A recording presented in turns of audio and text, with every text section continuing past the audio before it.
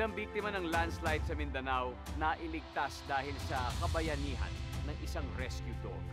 Kilalanin natin si Apa, ang bayaning aso na ilang taon nang nagseserbisyo. Sa interview sa GMA Regional TV 1 Mindanao, ito ang barangay Masara sa bayan ng Maco, Davao de Oro. Noong gabi ng Pebrero 6,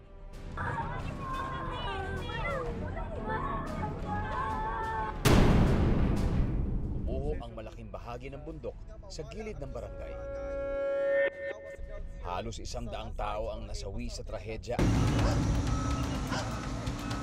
Kasama sa search and rescue operations ang K9 unit ng Philippine Coast Guard Southeastern Mindanao District.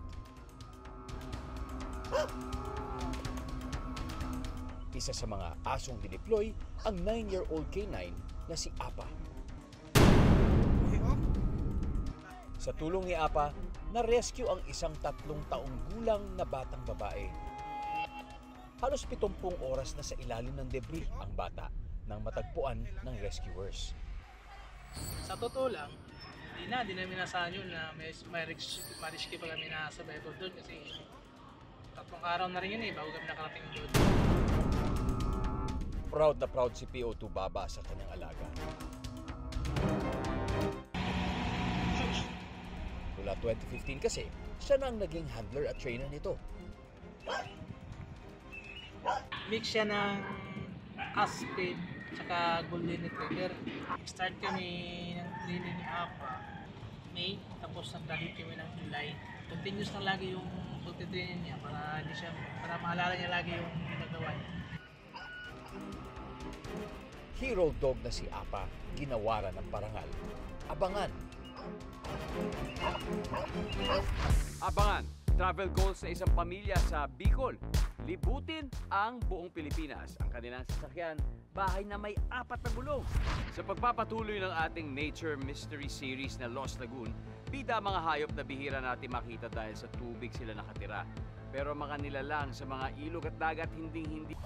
Mahigit 1 dekada nang naglilingkod ang hero dog na si Apa.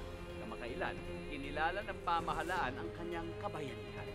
Isa lang masasabi natin dyan, the surf! Mahigit 8 taon nang nagsiservisyo ang hero dog na si Apa. Dahil dito, kinilala ng pamahalaan ang kanyang kabayanihan. Sila ng kanyang handler na si PO2 Alfie Baba. Parehong ginawaran ng Bronze Cross Medal. Na-recognize yung mga aso na tulad ni Apa na fixed breed.